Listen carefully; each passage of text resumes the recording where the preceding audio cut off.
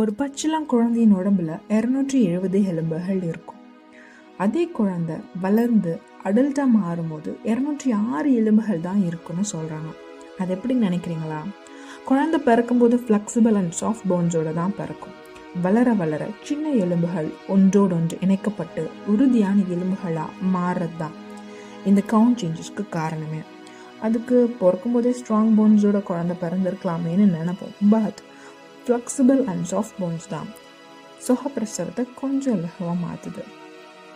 Strong போன்ஸோட பிறந்தா oh my god, it's very difficult.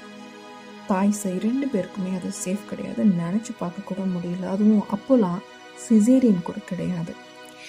Okay, இதை மாதிரி நுணுக்கமாக சின்னதாக பெருசான ஆண்டவர் நம்முடைய வாழ்க்கையில் செய்த சகல உபகாரங்களையும் ஒவ்வொரு நாளும் எண்ணி அவரை துதிக்க மறந்துடாதீங்க.